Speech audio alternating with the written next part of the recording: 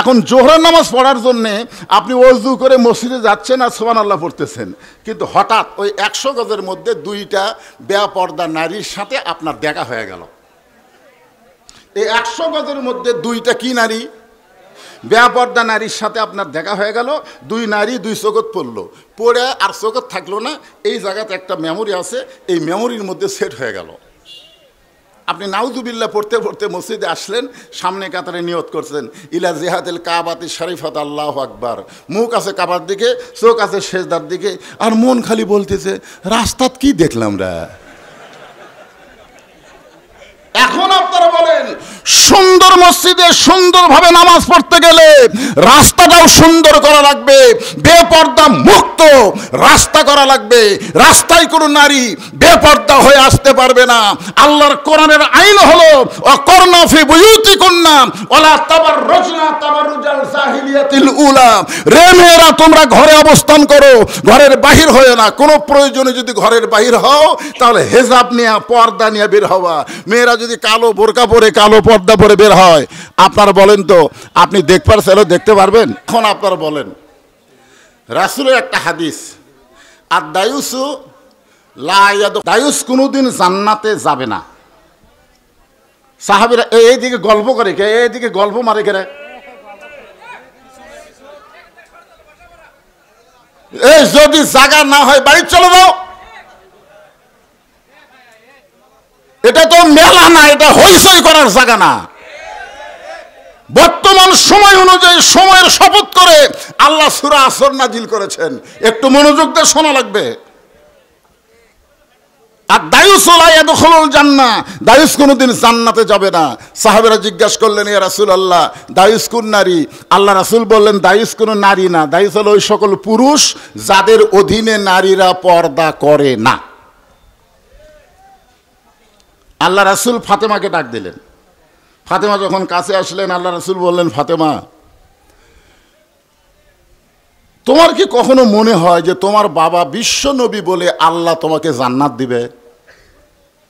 ফাতেমা বলতেছে, বাবা, আমার সবসময় মনে হয় আমার বাবা বিশ্ব নবী, এই ওসিলায় আল্লাহ আমাকে জান্নাত দিবে। আল্লাহ রাসূল চোখের পানি বের করে বললেন, ফাতেমা, তুমি বড় ভুল বুঝেছো মা। তোমার বাবা বিশ্ব নবী বলে আল্লাহ তোমাকে জান্নাত দেবে না।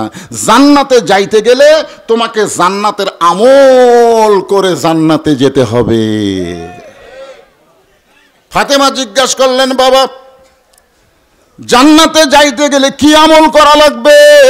আল্লাহ রাসূল বললেন, মেয়েদের জন্য বেশি আমল করার দরকার নাই, মাত্র 4টা আমল করলেই চলবে।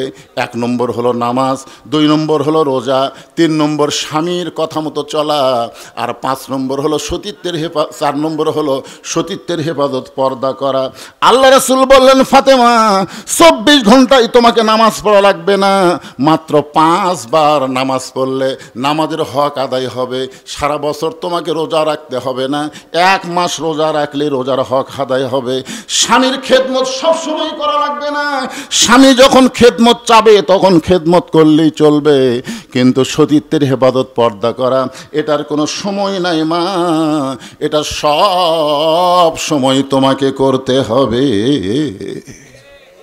এমনকি মেয়েরা যদি নামাজও পড়তে যায়, নামাজ পড়ার সময়ও পর্দা করার দরকার আছে না নাই? যেরকম আছে না নাই? সঙ্গে সঙ্গে ফাতেমা এরকম মাথায় ঘোমটা দিয়ে বললেন, বাবা, আজ থেকে, এই মুহূর্ত থেকে আমি ফাতেমা পর্দার ভিতরে ঢুকে গেলাম। নবীর মেয়ে ফাতেমা এমনভাবে পর্দার আমল করা শুরু করলেন, একসময় আল্লাহ তাআলা নবীকে জানাই দিলেন, ওগো নবী, আমি ফাতেমার পর্দা দেখে খুশি হয়ে তাকে একটা ডিগ্রি দিয়ে দিলাম, সাইয়্যিদাতুন নিসাই আহলিল জান্নাহ ফাতেমাতুজ জোহরা। আমি আল্লাহ তাআলা আপনার মেয়ে ফাতেমার পর্দা দেখে খুশি হয়ে তাকে জান্নাতি নারীদের নেত্রী ঘোষণা করে দিলাম। এই খবর শুনে নবী খুশি হয়ে ফাতেমার কাছে আইছে। এসে ফাতেমাকে বলতেছে, মা, তুই যে কি পর্দায় শুরু করলি মা, তোর পর্দা দেখে আল্লাহ খুশি হয়ে তোকে জান্নাতি নারীদের নেত্রী বানায় দিছে। সঙ্গে সঙ্গে ফাতেমা মুচকে মুচকে হাসা শুরু করলেন। আল্লাহ রাসূল বললেন, ফাতেমা হাসতেছো কেন? বলে, বাবা, পর্দা আল্লাহ কবুল করে জান্নাতি নারীদের নেত্রী ঘোষণা করেছে, এই কারণেই আমার আনন্দ লাগতেছে। রাসূল বলে, ফাতেমা, আর একটা মেয়ের খবর আল্লাহ আমাকে দিছে। ফাতেমা বললেন, বাবা, সেই মেয়েটার কি খবর? আল্লাহ রাসূল বললেন, তুমি জান্নাতি নারীদের নেত্রী হবে এটা যেমন ঠিক, ওই মেয়েটাকে আল্লাহ তোমার আগে জান্নাত দিবে। যেই বলেছে ওই মেয়েটাকে আল্লাহ তোমার আগে জান্নাত দিবে, সঙ্গে সঙ্গে ফাতেমা বলে, বাবা, সেই মেয়েটার পরিচয় কি? সেই মেয়েটা এমন কি আমল করলো যে আমল করার কারণে আমি জান্নাতি নারীদের নেত্রী হওয়ার পরেও আমার আগে আল্লাহ তাকে জান্নাত দিবে? রাসূল বললেন, ফাতেমা, ওই যে একটা পাহাড় দেখতেছো? বলে, হ্যাঁ। ওই পাহাড়ের সামনে একটা জঙ্গল? বলে, জি। ওই জঙ্গলের সামনে ছোট্ট একটা ঘর, ওই ঘরটা হলো একটা কাঠুরিয়ার ঘর। ওই কাঠুরার বউ জামিলাকে আল্লাহ তোমার আগে জান্নাত দিবে। সঙ্গে সঙ্গে ফাতেমা বলে, বাবা, সাধারণ একটা কাঠুরার বউ জামিলাকে আল্লাহ আমার আগে জান্নাত দেবে? জামিলা এমন কি আমল করলো যে আমল করার কারণে আমার আগে আল্লাহ তাকে জান্নাত দেবে? রাসূল বলে, ফাতেমা, কোন আমলের কারণে জামিলাকে আল্লাহ তোমার আগে জান্নাত দেবে এটা আমি তোমাকে বলবো না, তুমি যাচাই করলে জানতে পাবে। সুবহানাল্লাহ বলেন। কি আমলের কারণে জামিলাকে আল্লাহ তোমার আগে জান্নাত দিবে এটা আমি বলবো না, তবে তুমি যাচাই করলে জানতে পারবে। ফাতেমা বললেন, আমি জানতে চাই। পরের দিন আসরের নামাজের পরে ফাতেমা চুপি চুপি ওই কাঠুরার বিবি জামিলার বাড়ির দিকে রওনা দিয়েছে। জামিলার বাড়ির দরজা দিয়ে ডাকতেছে, ও কাঠুরার বউ জামিলা, আমি নবীর মেয়ে ফাতেমা তোমার বাড়ির দরজায়। জামিলা ছোট বাচ্চার মতো কাঁদতেছে। ফাতেমা বলে, জামিলা কান্দো কেন? জামিলা বলতেছে, আমার সারা জীবনের সাধনা নবীর মেয়ে ফাতেমাকে এক নজর দেখতে চাই, একটা নজর দেখতে চাই। ফাতেমা বললেন, তাহলে দরজা খুললেই তো আমার সঙ্গে তোমার দেখা হবে, তোমার কান্নাকাটির কোনো দরকার নাই। জামিলা বলতেছে, আমি দরজাটা কেমনে খুলবো? কারণ আমার স্বামী কাঠুরিয়া কাঠ বিক্রি করতে গেছে বাজারে, স্বামী এখন বাড়িতে নাই, আর স্বামীর হুকুম ছাড়া ফাতেমার জন্য দরজা খুলতেও আমি ভয় পাই। যেই বলছে স্বামীর হুকুম ছাড়া ফাতেমার জন্য দরজা খুলতে আমি ভয় পাই, সঙ্গে সঙ্গে ফাতেমা পিছন দিকে 2 ধাপ চলে যাচ্ছে। ওরে বাবা রে, একটা মেয়ে মানুষের সঙ্গে দেখা করবে, তাও বলে আবার স্বামীর হুকুম লাগবে। জামিলা বলতেছে, আপনি যদি চান আমার সঙ্গে দেখা করতে বা আমার বাড়িতে ঢুকতে, তাহলে আগামীকাল এই সময় আসেন, কারণ আমার স্বামী কাঠ বিক্রি করে রাখতে যখন বাড়িতে আসবে, স্বামীর কাছ থেকে আমি হুকুম নিয়ে রাখবো। স্বামী আমাকে হুকুম দিলে আগামীকাল এই সময় আপনি আসবেন, আপনার জন্য দরজা খুলে দিব। ফাতেমার আকর্ষণ আরও বেড়ে গেছে, আর বাড়ির মধ্যে ঢোকাই লাগবে। এমন কি আমল করে আমার নিজের চোখে দেখাই লাগবে, যে আমলের কারণে আমার আগে আল্লাহকে জান্নাত দিবে। ফাতেমার আকর্ষণ বেড়ে গেছে। পরের দিন বিকেল বেলায় ফাতেমা চুপি চুপি ওই জামিলার বাড়ির দিকে যখন রওনা দেয়, এমন সময় ছোট্ট একটা বাচ্চা সামনে দাঁড়ায় বলে, মা, গতকাল বিকেলবেলা আপনাকে অনেক খোঁজা খুঁজেছি, কিন্তু আপনাকে বাড়িতে পাই নাই। আজকেও চোরের মতন চুপি চুপি আপনি কোথায় যাচ্ছেন মা? আমি আপনার সঙ্গে যাবার চাই। ফাতেমা দেখতেছে আমার এ বাচ্চার নাম হলো হোসাইন, অত্যন্ত জেদি। যদি জেদ করে তাহলে তাকে থামানো বড় কঠিন হয়ে যায়। এখন ফাতেমা কি করবে? বিপদে পড়ে হোসাইনকে সঙ্গে করে ওই জামিলার বাড়ির দরজায়, হোসাইন দৌড়ে গিয়ে দরজায় দাঁড়িয়ে বলতেছে, এই বাড়িতে এমন কি আছে মা? গতকালও আপনি আইছিলেন, আজকেও আবার আইছেন। সামান্য একটা ভাঙ্গা বাড়ি জঙ্গলের কাছে, সেই বাড়ির দরজায় গতকাল আসলেন, আজকেও আইছেন মা। এই বাড়িতে এমন কি আছে মা? এমন কি আছে যার কারণে আপনি এসেছেন?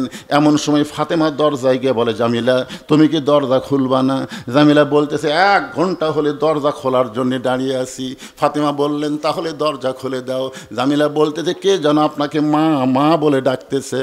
ওই বাচ্চা নিয়ে যদি ঢুকতে চান তাহলে আজকের মতো আপনি ফেরত যান, কারণ আমার স্বামী শুধু আপনার ব্যাপারে হুকুম দিয়েছে, আপনি একটা বাচ্চা নিয়ে আসবেন, বাচ্চার ব্যাপারে স্বামীর হুকুম তো আমি নেই নাই। সঙ্গে সঙ্গে হোসাইন দরজাতে একটা লাথি মারছে। দরজায় লাথি মেরে বলতেছে, এই মেয়েটা অত্যন্ত খারাপ মেয়ে, যেই মেয়েটা আমি হোসাইন থাকার কারণে ঘরের দরজা খোলে না, এই মেয়ের মতন খারাপ কোনো মেয়ে দুনিয়াতে নেই। সঙ্গে সঙ্গে ফাতেমা হোসাইনকে বুকের মধ্যে নিয়ে কপালে একটা চুমা দিয়ে বলতেছে, বাবা তুমি যে মেয়েটাকে খারাপ বলতেছ, তোমার নানা বলেছে ওই মেয়েটা তোমার মায়ের আগে জান্নাতে যাবে।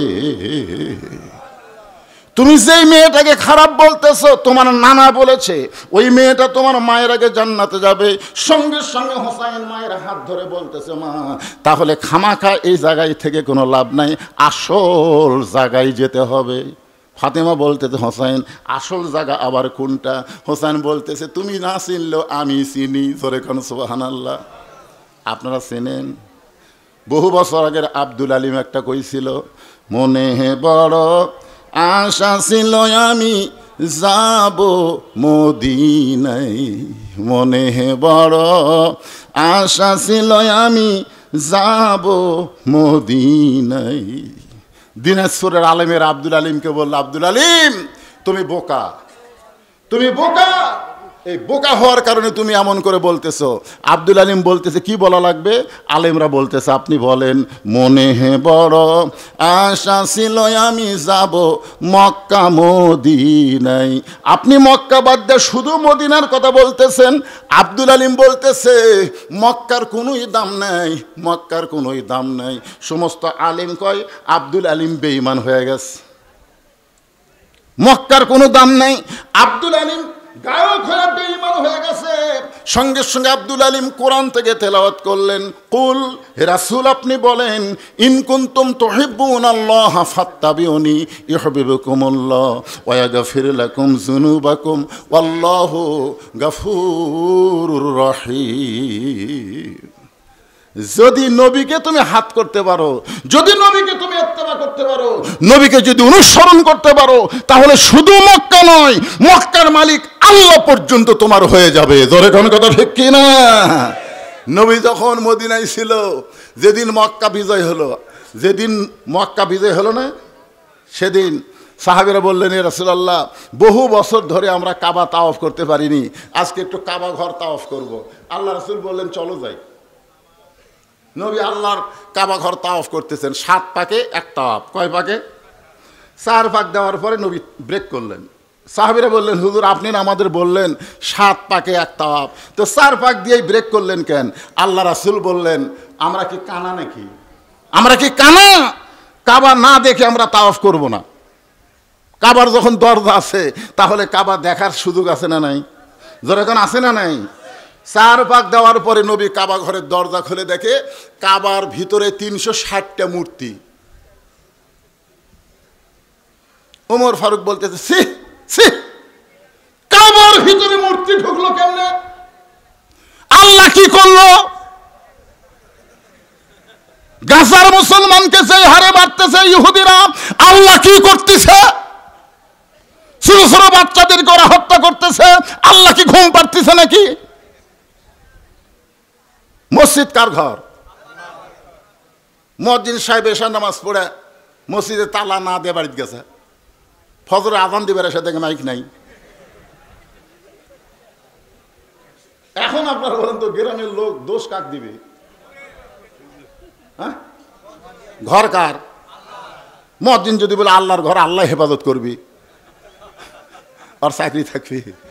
তার মানে বোঝা গেল, নবী গেছে মদিনায়, কাবা ঘরের মধ্যে কাফেররা মূর্তি ঢুকেছে। নবী আছে যেখানে, ইসলাম আছে সেখানে। জোরে কোন কথা ঠিক কি না?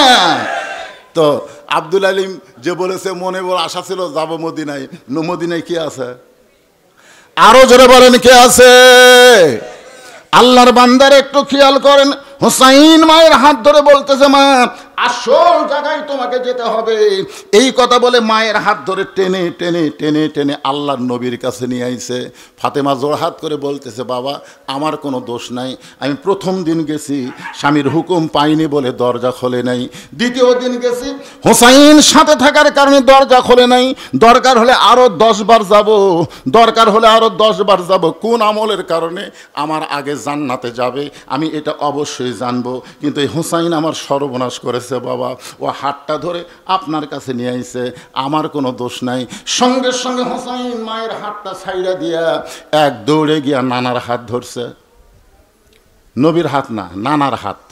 জোরে কোন কার হাত? নানার হাত ধরে বলে নানা ইয়ার কি করো, তুমি আমার মাওক চেনো? তুমি আমার মাওক চেনো? 6 বছর বয়সে মা হারা হয়েছ, মায়ের কি দাম তুমি জানো? আমার মাকে তুমি সাধারণ একটা কাঠুরের বইয়ের দরজা পেটে দিছে, তার মানে সন্তানের কাছে মায়ের দাম আছে না নাই? এই জোরে কেন আছে না নাই? কতক্ষণ পর্যন্ত? বিয়ে করা পর্যন্ত। যেই বিয়ে করছে বউ কি বুদ্ধি দিছে, তোমার মা বুড়ি খালি সবসময় কুটকুট কুটকুট করে, ওই বইয়ের বুদ্ধি শোনা মা বার করে দিছে। এরকম সন্তান আছে না নাই? জোরে কোন আছে না নাই? দরকার হলে বউ তালাক হবে, বউ মরিয়া যাবে, কিন্তু মায়ের দিকে চোখ তুলে তাকানো যাবে না। জোরে কোন কথা ঠিক কি না?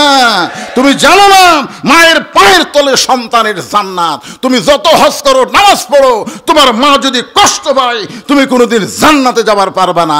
সাধারণ 2 টাকা বইয়ের কারণে মায়ের কলিজায় কষ্ট দেওয়া যাবে না, যাবে না, যাবে না। জোরে কোন কথা ঠিক কি না?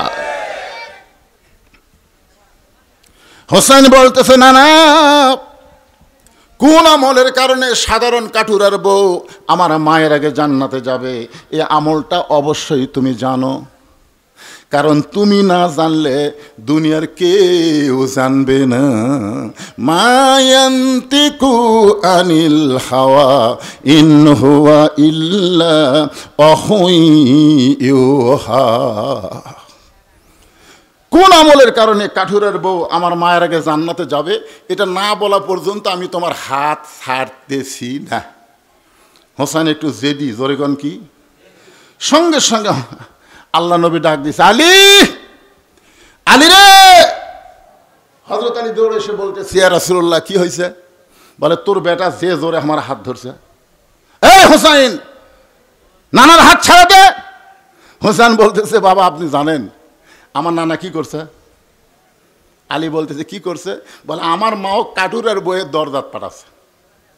কোন আমলের কারণে কাঠুরের বউ আমার মায়ের আগে জান্নাতে যাবে, এইটা আমার মাকে আমার নানা বলেছে, আর আমার মাও সেই কাঠুরের বউয়ের দরজাত ঘুরতেছে। আলী বলতেছে আরো জোরে হাত ধর, আরো জোরে হাত ধর, হাত ছাড়িস না। কে আগে জান্নাতে যাবে, কে পরে জান্নাতে যাবে, এটা পুরুষ মানুষকে বললে কোনো সমস্যা নাই, মেয়ে মানুষকে বললো কেন? আল্লাহ রাসূল যখন বলতেছে আবু বকর 1 নম্বর, ওমর 2 নম্বর, ওসমান 3 নম্বর, আলী 4 নম্বর, আব্দুর রহমান ইবনে আওফ 5 নম্বর, জুবাইর 6 নম্বর, তালহা 7 নম্বর, সাদ ইবনে আবি ওয়াক্কাস 8 নম্বর, আবু সাঈদ 9 নম্বর, ওবাদা ইবনুল জাররা 10 নম্বর। একটা সাহাবীও বলল না আবু বকর কেন 1 নম্বর হলো, ওমর কেন 2 নম্বর হলো। সাহাবীরা মনে মনে চিন্তা করে জান্নাত পালি হলো। ওরে কোন কথা ঠিক কি না?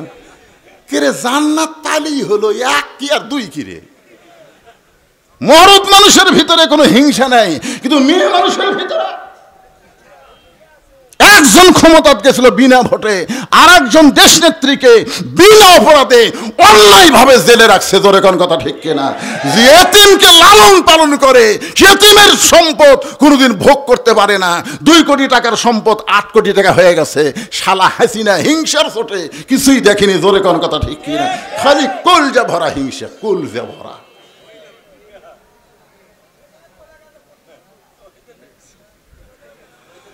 একটু মনোযোগ দিয়ে শুনবেন, যে এতিম লালন পালন করে সে এতিমের সম্পদ কোনোদিন ভোগ করবি? জোরে কোন ভোগ করবে না। আল্লাহ কোরআনে বলেছেন, আরাআইতাল্লাযী ইউকাজ্জিবু বিদ্দীন ফাযালিকাল্লাযী ইয়াদুল ইয়াতীম ওয়া লা ইয়াহুদ্দু আলা তুআমিল মিসকিন। আল্লাহু আকবার। আল্লাহ নবী বললেন, আলী রে বলে দাও, বলে দাও কোন আমলের কারণে ওই কাঠুরের জামিলা ফাতেমার আগে জান্নাতে যাবে। আলী বলতে যে হুজুর আপনি কিন্তু নিষেধ করেছিলেন। রাসূল বলতেছে আজকে তোমার বেটা যে জোরে হাত ধরছে আজকে তোমাকে বলার হুকুম দিয়ে দিলাম। তার মানে বোঝা গেল নবীও জানে আলীও জানে, আনা মাদিনাতুল এলমে ও আলীও বাবুহা, আমি হচ্ছি এলেমের শহর আর আলী হচ্ছে তার দরওয়াজা। জোরে কর না সুবহানাল্লাহ। নবীর মধ্যে যত এলেম সমস্ত এলেম হযরত আলীর মাধ্যমে প্রকাশ পেয়েছে, যার কারণে নবী বলতেছেন আলীরে বলে দে কোন আমলের কারণে ওই জামিলা ফাতেমার আগে জান্নাতে যাবে। সঙ্গে সঙ্গে ফাতেমা দৌড়ে এসে বলে স্বামী গো আপনি যদি জানেন তাহলে আমাকে বলেননি কেন? আলী বলতেছে রাসূল নিষেধ করছিল, তোমার বাপ আমাকে নিষেধ করছিল সেই জন্য বলিনি। আজকে যখন বলার হুকুম দিছে তাহলে ধৈর্য ধরে বসো। কারণ একটা মেয়ের প্রশংসা আর একটা মেয়ের কাছে করলে ওই গুরুত্ব দিয়ে শুনবি। আপনি যদি বিশ্বাস না করেন একদিন আপনার বইয়ের কাছে হুরের প্রশংসা করবেন, আপনি যে জান্নাত তাহলে হুর পাবেন না। এই হুরের প্রশংসা মাঝে মধ্যে হুজুর আওয়াজ করে না। তা আমি একদিন আমার বইয়ের কাছে বলতেছি আল্লাহ যদি আমাকে জান্নাত দেয়, জান্নাতে হুর দিবি, হুরের দুটা চোখ হবে এইরকম, হুরের নাকের এইরকম সাইজ হবে গো। এ কথা কথি আমার বউ দিকে বালুস বগলের তলে নিছে। আমি বললাম কি খবর? বলে হুর নিয়ে থাকেন, আমার কি দরকার। আমি সেই দিন বুঝেছি মেয়ে মানুষের কাছে বেহেশতের হুরেরও গল্প করা যাবে না। জোরে কোন কথা ঠিক কিনা? কারণ হুরকেও এরা সতীন মনে করে, সতীন। কি করে দেখেন একদিন। এই জন্য হযরত আলী বলতেছেন ধৈর্য নিয়ে বসো, কারণ কোন আমলের কারণে কাঠুরা এবং জামিলা তোমার আগে জান্নাতে যাবে এটা শুনতে গেলে ধৈর্য ধারণ করা লাগবে। সঙ্গে সঙ্গে ফাতেমা বললেন ইন্নাল্লাহা মা'আস সাবিরিন, ধৈর্যশীলদের সঙ্গে কে থাকে? 15 বছর আমরা ধৈর্য ছিলাম, 15 বছর। বিএমপি মাঝে মাঝে বাইরে হচ্ছিল দেখে সবচাইতে বেশি অত্যাচার কিন্তু হাসিনা বিএমপি করছে। জোরে কোন কথা ঠিক কিনা? আপনার বিরুদ্ধে কয়টা কেস হয়েছিল? এত কম কেরা?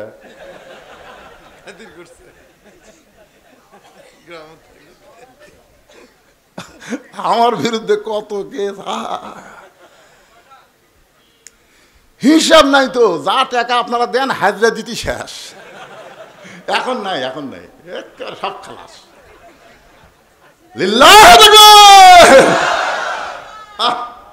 কি ধৈর্য ধারণ করছি রে। ইন্নাল্লাহা মা'আস সাবিরিন, এই ধৈর্যশীলদের সঙ্গে কে থাকে? আল্লামা সাঈদী হুজুরকে যেদিন জেলখানা থেকে বের করলো কি একটা হাসি দিল, কি একটা হাসি দিল। জেলখানা থেকে বের করে তাকে হাসপাতালে নিয়ে গিয়ে হত্যা করলো। এই হত্যা করার পরেই প্রত্যেকটা আলেম আমরা গভীর রাতে তাহাজ্জুদের নামাজ পড়ে আল্লাহর কাছে বললাম আল্লাহ বাংলাদেশের হাইকোর্টে, বাংলাদেশের সুপ্রিম কোর্টে কোনো বিচার হবে না, কারণ সমস্ত বিচারককে হাসিনা দখল করে নিয়েছে। আল্লাহ আমরা তোমার আদালতে বিচার দিলাম, তুমি যদি কিছু না করো তাহলে এই ফ্যাসিস্ট থেকে, এই হাসিনা থেকে বাংলার মানুষ বাঁচবে না। জোরে কোন কথা ঠিক কিনা? আল্লাহর কাছে যখন বিচার দিলাম সাঈদী হুজুরকে হত্যা করার পরে, তখন থেকেই হাসিনার পতন শুরু হয়েছে। জোরে কোন কথা ঠিক কিনা? একটু মনোযোগ দিয়ে শুনবেন। ফাতেমা ধৈর্য নিয়ে বসে গেছে। এমন সময় হযরত আলী বলতেছেন ফাতেমা কোন আমলের কারণে ওই কাঠুরা বাবু জামিলা তোমার আগে জান্নাতে যাবে শুনতে যদি চাও তাহলে শোনো। তোমার কি মনে আছে একদিন দুপুর বেলায় তুমি আমার সামনে এসে কাঁদতেছ? হযরত আলীর সামনে ফাতেমা কান্দে আর বলে স্বামী গো আমি গোটা বাড়ি তন্ন তন্ন করে খুঁজে দেখলাম, খাওয়ার কিছুই নাই, আপনার পকেটেও কোনো টাকা পয়সা নাই। আমার হোসাইন ক্ষুধার জ্বালায় কানতে কানতে, হাসান ক্ষুধার জ্বালায় কানতে কানতে ঘুমিয়ে গেছে। ঘুম থেকে ওঠার পরেই এরা আমার কাছে খাওয়ার বায়না করবে। ওগো স্বামী, ওদের সামনে খাবার দিবার না পারলে আমি ফাতেমা বড় কষ্ট পাবো। আলী বলতেছে তাহলে কি করবা?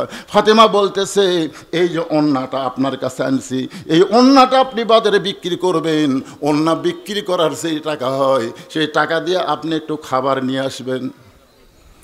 হযরত আলী বলে ফাতেমা তোমার ওন্নাটা পকেটের মধ্যে নিয়ে বাজারের মধ্যে গেলাম, বাজারের মধ্যে গিয়া আমি চিন্তায় পড়ে গেলাম, এই ওন্নাটা বের করে যদি বিক্রি করতে চাই, আর খরিদ্দার যদি জিজ্ঞাসা করে আলী ভাই আপনি মরদ মানুষ, মেয়ে মানুষের ওন্না বিক্রি করতেছেন, এই ওন্নাটা কার? আমি যদি বলি আমার বইয়ের ওন্না, তাহলে অবশ্যই খরিদ্দার বলবে যে এই পুরুষ বইয়ের জিনিস বেচা খায়, এই পুরুষ হলো দুর্বল পুরুষ।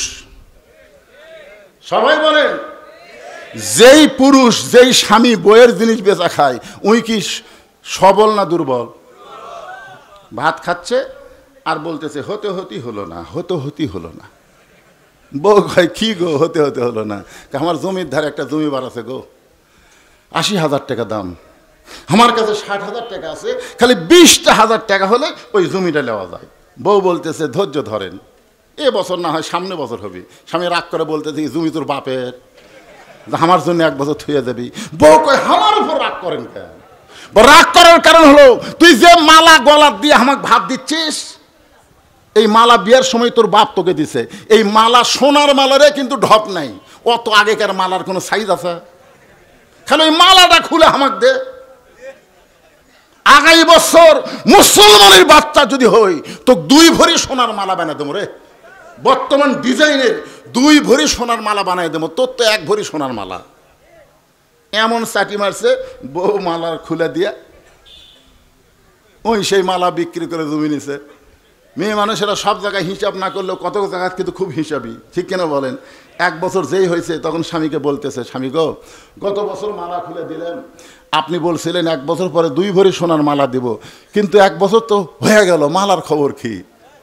স্বামী বলতেছে তুই বদরুশিদের ওয়াজ শুনিস না? বউ বলতেছে বদরুশিদ আবার কি ওয়াজ করছে? বদরুশিদ ওয়াজ করছে মেয়েরা কেবলমাত্র 1 ব্যক্তির জন্য সাজতে পারবে, সেই ব্যক্তি হলো তার স্বামী। স্বামী ছাড়া অন্য কারোর জন্য মালা গলার দেওয়া জায়েজ নাই রে। কেন তোকে যদি আমাকে মালা ছাড়াই ভালো লাগে তা মালার কি দরকার রে? আয় পেয়াসে কলি যাই আয়। স্বামী বউ কয় আচ্ছা চিটার রে। এইরকম কিছু স্বামী আছে না নাই? বইয়ের জিনিস বিক্রি করে খায়। আলী বলতেছেন ফাতেমা আমি ওন্নাটা পকেটের মধ্যে নিয়ে চিন্তায় পড়ে গেলাম, ওন্নাটা বের করে বিক্রি করব কেমনে। এমন সময় একজন খরিদ্দার আমাকে সালাম দিয়ে বলে আলী ভাই আপনি মনে হয় কিছু বিক্রি করবেন। আমি আলী চমকে গেলাম, আমি বিক্রি করব এটা জানে আমার আল্লাহ। এই খরিদ্দার বলতেছে আপনি মনে হয় কিছু বিক্রি করবেন। আলী বলতেছেন ফাতেমা তাকায় দেখি খরিদ্দার একটা ব্যাগ আমার সামনে ধরলো, আমি ওন্নাটা বের করে ব্যাগের মধ্যে ঢুকাই দিলাম। খরিদ্দার একটা বার ব্যাগের দিকে তাকাইলো না, ওই ব্যাগের মাথাটা ধরে আমাকে 6টা দিরহাম দিয়ে ওই খরিদ্দার কোথায় যেন চলে গেল। ও ফাতেমা 6টা দিরহাম নিয়ে আমি খুব দৌড়ে খাবার দোকানে গেলাম। দোকানদারকে বললাম ভাই এই 6 দিরহামের যে খাবার হয় তাড়াতাড়ি আমাকে টোপলা করে দাও, আমার হাসান হোসাইন না খায় ঘুম পাড়তেছে, ঘুম থেকে চেতন পাইলেই খাওয়ার জন্য বায়না ধরবে। দোকানদার খুব তড়িঘড়ি করে 6 দিরহামের খাবার টোপলা যখন আমার হাতে দিচ্ছে, আমি পকেট থেকে 6টা দিরহাম বের করে যখন দোকানদারকে দিব, এমন সময় এক ফকির আমার সামনে এসে সালাম দেয় বলে আলী রে আজকে 3 দিন হলে আমার বাড়িতে কোনো খাবার নাই, যদি পারো আল্লাহর রাস্তে আমাকে একটু সাহায্য করো। আলী বলতেছেন ফাতেমা যেই মাত্র বলেছে যদি পারো আল্লাহর রাস্তে আমাকে একটু সাহায্য করো, তখন আল্লাহর কোরআন আমার সামনে এসে বলতেছে আম্মা সাইলা ফালা তানহার, আলী রে সাইলকারীকে খালি খালি ফিরাস না। আমি আলী চিন্তা করলাম 6টা দিরহাম থেকে 1টা দিরহাম আমি ফকিরকে দিব, আর বাকি 5 দিরহামের খাবার নিয়ে হাসান হোসানের জন্য যাব। এই মনে করে ফকিরকে যখন 1টা দিরহাম দিবার চাই, এমন সময় আল্লাহর কোরআন আমার সামনে এসে বলতেছে ওমা তুনফিকু মিন শাইইন ফি সাবিলিল্লাহি ওয়াফা ইলাইকুম ওয়া আনতুম লা তুজলামুন। আলী রে তুই যদি ফকিরকে 1টা দিরহাম দেস, আমি আল্লাহ তোকে 10টা দিরহাম দেব, আমি তোকে 20টা দিরহাম দেব। আলী তুই যদি 6টা দিরহাম ফকিরকে দান করিস ইউফা ইলাইকুম, আমি আল্লাহ তোকে 60 দিরহাম দিয়া দিব। আল্লাহর কোরআনকে বিশ্বাস করে হযরত আলী ফকিরকে 60 দিরহাম দিয়ে দিলেন। ফকির হাসতে হাসতে যখন চলে যায় তখন দোকানদার বলতেছে আলী ভাই টোপলার খবর কি? এই যে টোপলা করলাম সেই টোপলা এখন কি করব? আলী বলতেছে আমার এক টোপলা দেওয়া হবে না, তুই 2 বস্তা খাবার প্যাকেট কর। দোকানদারকে 2 বস্তা খাবার প্যাকেট করে আলী বাজারের মধ্যে ঘুরতেছেন। এমন সময় রাস্তা দিয়ে একজন উট নিয়ে আসতেছে, আলীকে সালাম দিয়ে বলে আলী ভাই বাজারে অযথা ঘোরা জায়েজ নাই, অযথা বাজারে ঘোরা জায়েজ নাই। দুনিয়ার সবচাইতে খারাপ জায়গা হলো হাট বাজার, আর দুনিয়ার সবচাইতে ভালো জায়গা হলো আল্লাহর ঘর। আপনাদের কাছে কোনটা ভালো লাগে? মসজিদ ভালো লাগে? 5 মিনিট আগে মসজিদে গেলে 6 বার ঘড়ি দেখে, 5 মিনিটের মধ্যে 6 বার।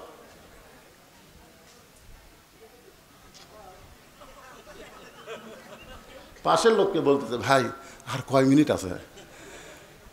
আমার ঘড়ি তো এখনো 3 মিনিট। আজ ঘড়ি লড়তিছে না রে, আজ ঘড়ি লড়তিছে। 5 মিনিটের মধ্যে 6 বার ঘড়ি দেখে, তারপরে ঘড়ির দোষ দেয় ঘড়ি লড়তিছে না। ওই লোকটাই নামাজ শেষ করে বাজারে যায় ঘন্টার পর ঘন্টা আড্ডা গুলি মারতেছে, একবার ঘড়ি দেখতেছে না। ধরে কোন কথা ঠিক কিনা? মসজিদে গিয়ে ঘড়ি দেখা রাখবে না। আল্লাহুম্মা ইফতাহলি আবওয়াব রাহমাতিক, মসজিদ হলো আল্লাহর ঘর, রহমতের ঘর, ওটি রহমত বর্ষণ হচ্ছে, ওটি ঘড়ি দেখতেছে কেন? আর বাজার হলো শয়তানের আড্ডাখানা। উটওয়ালা বলতেছে আলী রে এই উটটা কি তুমি কিনে নিবা? আলী বলতেছে একটা পয়সাও আমার পকেটে নাই। উটওয়ালা বলতেছে 100 দিরহাম বাকিতে উটটা কিনো, বিক্রি করে তুমি আমাকে টাকা দিও। 100 দিরহাম বাকিতে উটটা কিনে বিক্রি করে আমাকে টাকা দিও। আলী বলতেছে আমার জীবনে এত বড় সুযোগ আমি কোনোদিন পাই নাই। 100 দিরহামে বাকিতে উটটা কিনে আমি যেই মাত্র বাজারে গেলাম, বাজারের সবাই আমাকে ঘিরে ধরেছে। সবাই বলতেছে আলী ভাই আপনি হলেন শিক্ষামন্ত্রী, আপনি কবে থেকে আবার এই উট বেচা কেনা শুরু করলেন? আল্লাহ নবী যখন মদিনার রাষ্ট্রপতি ছিলেন তখন হযরত আলী ছিলেন শিক্ষামন্ত্রী। জোরে কোন কি মন্ত্রী? নবী যখন মদিনার রাষ্ট্রপতি ছিলেন ওই সময় আবু বকর ছিল ধর্মমন্ত্রী, উমর ফারুক ছিল আইনমন্ত্রী, ওসমান গনি ছিলেন অর্থমন্ত্রী, আর আলী হলেন শিক্ষামন্ত্রী। আপনি শিক্ষামন্ত্রী হয়ে কি ব্যাপার ওটা বসা শুরু হচ্ছে? কি কি মুরব্বী মানুষ বলে হেলে হেলে হাঁটতেছে রে। আসলে লাগার কথা, কারণ এক বক্তা ওয়াজ করে গেছে আর এক বক্তা আছে, আপনার ও যে বসে আছেন মাজাও লাগে যাওয়ার কথা। কথা কোন ঠিক কিনা? টাইমও তো রাত 12টা বাজতেছে, কি করবো? শেষ করবো নাকি? তাহলে আল্লাহর ওয়াস্তে শোনেন, আমার দিকে তাকায় বলেন আল্লাহর ওয়াস্তে এই কোরআনের দিকে বিশ্বাস করে অনুনাজ্জিলু মিনাল কোরআনি মা হুয়া শিফাউ ওয়া রাহমাতুল লিল মুমিনিন, মুমিনদের জন্য আল্লাহ কোরআনকে যাবতীয় রোগের ঔষধ হিসাবে, শেফা হিসাবে নাজিল করেছে। এটা কি আমার কথা না আল্লাহর কথা? তাহলে পেশাব লাগার পরেও যারা পেশাব করবার যাবে না, লাগিছে যাবো না, এই নিয়ত করে যারা বসে থাকবে, কোরআন শরীফ স্পর্শ করে বলতেছি পেশাব জাতীয় যত ব্যারাম আছে আল্লাহ সব ব্যারাম ভালো করে দিবে। সব মরদ মানুষের পেশাবের ব্যারাম শুরু হলে ওর বহুত হওয়া কঠিন হবে, জানেন আপনি? এই জন্য আল্লাহ তাআলা পেশাব জাতীয় যত ব্যারাম আল্লাহর কোরআনের ওসিলায় ভালো করে দেখ। জোরে কোন আমিন, আরো জোরে বলেন আল্লাহুম্মা আমিন। সবাই যখন হযরত আলীকে ঘিরে ধরেছে যে আপনি শিক্ষামন্ত্রী হয়ে উট বিক্রি করতে আসলেন, এই ব্যবসা আবার কবে শুরু করলেন? সবাই যখন আলীকে ঘিরে ধরেছে, এমন সময় এক খরিদ্দার আলীর কানে কানে বলতেছে ভাইজান এই বাজারে উট বিক্রি করতে বেশি সময় আপনার থাকা চলবে না, দাম কত নেবেন? আলী বলতেছে যে বিপদে পড়ছি একটা বললি হলো, যেই বিপদে পড়েছে একটা বললি হলো। সঙ্গে সঙ্গে খরিদ্দার বলতেছে 160 দিরহাম দিলাম। আলী 160 দিরহামে উটটা বিক্রি করে 100 দিরহাম উটওয়ালাকে ফেরত দিয়া বাকি 60টা দিরহাম নিয়ে দোকানদারে গিয়া বলে ভাইজান খবর কি? বলে 2 বস্তা খাবার প্যাকেট করেছি, দাম কত হবে? বলে 60 দিরহাম দিলেই চলবে। আলী 60টা দিরহাম দিয়া 2 বস্তা খাবার কান্দে নিয়ে বাড়ির দিকে রওনা দিলেন। যেই মাত্র বাড়ির দরজা একটু ফাঁকা ছিল, কিন্তু যেই মাত্র দরজার কাছে সঙ্গে সঙ্গে দরজায় খিল লাগলো। এতক্ষণ দরজা ফাঁকা ছিল, কিন্তু যেই মাত্র দরজা হয় সঙ্গে সঙ্গে দরজায় খিল লাগলো। আলী সালাম দিয়ে বললেন, আসসালামু আলাইকা, আসসালামু আলাইকুম। বাইতুল্লাহ বা এক বাড়ির মধ্যে যারা আছে তাদের সকলের প্রতি আল্লাহর রহমত বর্ষিত হোক। সঙ্গে সঙ্গে ফাতেমা বলতেছে, যতই সালাম দেন দরজা খোলা যাবে না। আলী বলতেছেন, কেন?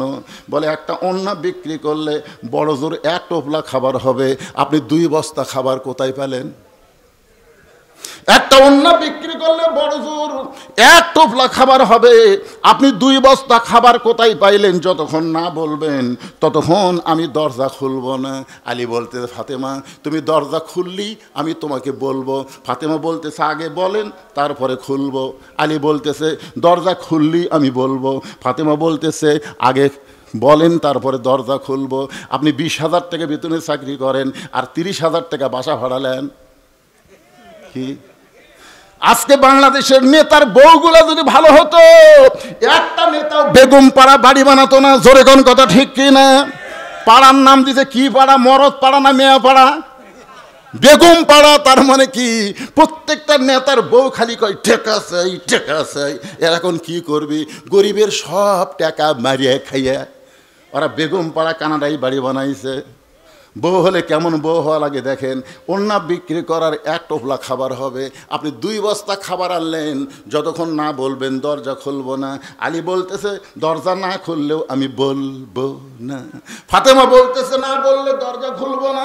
আলী বলতেছে, দরজা না খুললে বলবো না। এমন সময় আল্লাহর কোরআন আলীর সামনে এসে বলতেছে, আর রিজালু কাওয়ামুনা আলান নিসা, পুরুষেরা নারীর উপরে থাকতে হবে। সুবহানাল্লাহ বলেন। পুরুষেরা নারীদের উপরে থাকা লাগবে। আপনারা কোন জায়গাতে আছেন? এটা কিন্তু সব জায়গায় না। কোরআনের এক জায়গায় আল্লাহ বলেছেন, হুন্না লিবাসুল্লাকুম ওয়া আনতুম লিবাসুল্লাহুন্না। স্বামী হলো বিবির পোশাক, বিবি হলো স্বামীর পোশাক। সুবহানাল্লাহ বলেন। আবার এই জায়গাতে আল্লাহ বললেন, আর রিজালু কাওয়ামুনা আলান নিসা, পুরুষেরা নারীদের উপরে থাকবে। পুরুষেরা নেতা হবে, মরদ মানুষ নেতা হবে। একজন সুবহানাল্লাহ কাছে বারবে কয়নি। এখন আবার আমাদের কিছু কিছু কথা বলতেছে, নারী পুরুষের সমান অধিকার দিতে হবে, দিতে হবে। কেরে নারী পুরুষের সমান অধিকার যদি দেয়, পদ্মার সরে জেলা জেলেনে বানাচ্ছে অস্থায়ী চাটাইয়ের ঘর, মাছ ধরে আর বিক্রি করে। হঠাৎ একদিন উঠছে ঝড়, এত জোরে ঝড় উঠছে, ওরা দরজা জানলা বন্ধ করে বসে আল্লাহ আল্লাহ করতেছে। ধুলে বালি দিয়ে পদ্মার সরে ধুলে বালি। 1-8 ঘন্টা ঝড়ের পরে জেলা বলতেছে, আমার পেশাব লাগছে রে, আমি পেশাব কর্ম। বউ বলতেছে, দরজা খোলা যাবি না, দরজা খুললে ওই ধুলে এসে ঘরে সব মেখে যাবি।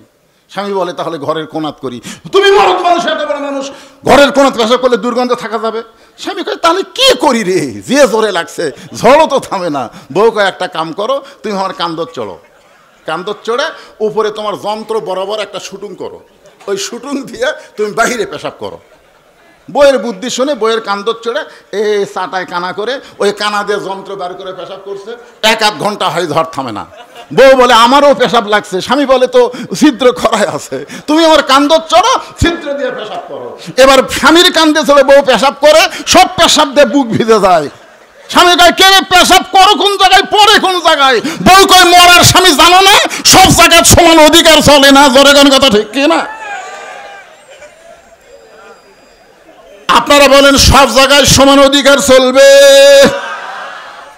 আল্লাহর কোরআনের কারণে হযরত আলী ওই 2 বস্তা কান্দে নিয়ে আল্লাহর নবীর দরবারে গেলেন। সুবহানাল্লাহ বলেন। ফাতেমা যখন দরজা খুলল না, নবী 2 বস্তা, আলী 2 বস্তা কান্দে নিয়ে আল্লাহর নবীর দরবারে গেলেন। নবী তখন বসেছিলেন। আলীর কান্দে 2 বস্তা খাবার দেখে নবী আমার খুশি হয়ে এসে আলীকে সালাম দিয়া, আলীর কপালে একটা চুমা দিয়া, আলীর কান্দর থেকে নবী 2টা বস্তা নামায় নিলেন। জোরে কান সুবহানাল্লাহ। হযরত আলীর মুখ বেজার। রাসূল বলতেছে, আলী তোমার কপালে চুমা দিলাম, তোমাকে সালাম দিলাম, তোমার কাঁধ থেকে 2 বস্তা নামাই নিলাম, এরপরেও তোমার মুখটা বেজার কেন? আলী বলতেছে, হুজুর আপনি অত্যন্ত ভালো, কিন্তু আপনার মেয়ে ভালো না। আপনি অত্যন্ত ভালো, কিন্তু আপনার মেয়ে ভালো না। সঙ্গে সঙ্গে রাসূল বলতে চালি রে আমার মেয়ে ভালো না, তুমি কেমনে বুঝলে? বলে 1-8 ঘন্টা দরজার দাঁড়িয়েছিলাম, দরজা খোলে নাই, খালি বলে কোথায় 2 বস্তা পাইলে, না বললে দরজা খুলবো না। আমি বলতেছি আগে দরজা খোলে তারপরে বলবো। রাসূল মুস্কি হাসি দিয়ে বলে আলী রে, ফাতেমা যদি দরজা খুলতো তাহলে তুমি কি আমার কাছে আসতা? আলী বলতে যে হুজুর যদি আপনার মেয়ে দরজা খুলতো তাহলে তো আপনার কাছে আসতাম না। রাসূল বলে আলী আমার মেয়ে ইচ্ছা করেই দরজা খোলে নাই, কারণ তোমাকে আমার কাছে পাঠাবার চাই। আলী বলতে হুজুর কেন আপনার কাছে পাঠাবে? রাসূল বলে আলী বলো তো কোন খরিদ্দার তোমার কাছ থেকে ওন্না কিনেছে? আলী বলো তো কোন ফকির তোমার কাছে ভিক্ষা চেয়েছে? ও আলী তুমি কি বলতে পারবা কে তোমার কাছে উট বিক্রি করলো আর খরিদ্দার হয়ে কে উট কিনলো? আলী বলতেছে ইয়া রাসূলুল্লাহ আমি তো জানি না। রাসূল বলে আল্লাহ আমাকে জানাইছে, তুমি কি জানবে? আলী বলতে হুজুর জানবো না মানে? রাসূল বললেন এজলেস, বস বস। সঙ্গে সঙ্গে আলী বসে গেলেন। কোন খরিদ্দার ওন্না কিনেছে, কোন ফকির ভিক্ষা নিয়েছে, কে উট বিক্রি করলো, কে খরিদ্দার হয়ে উট কিনলো, এইটা জানার দরকার আছে না নাই? জোরে করে আছে না নাই? কারা কারা জানবেন 2 হাত তুলে আমার আল্লাহকে দেখান। লিল্লাহি তাকবীর। হাত নামান। আপনারা মনে করেন না যে ঘড়িতে রাত 12টা বাজা গেছে থেকে হুজুর ওয়াজ শেষ করে দেবি।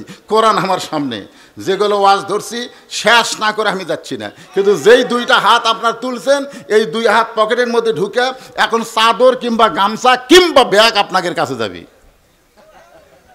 এই গোরস্থানের উন্নয়ন কল্পে এই গোরস্থান যারা করবে তার জন্য আপনারা ভালো দান করছেন আলহামদুলিল্লাহ। ভাই উঠতেছেন কে? কিছু দিয়া যান ভাই রে, আমার হাতত কিছু দিয়া যান, গামছার কিছু দিয়া যান, যা দিবেন সেটা তো দিবেন ইনশাআল্লাহ। টাকা নাই 10 টাকা দেন, অসুবিধা কি?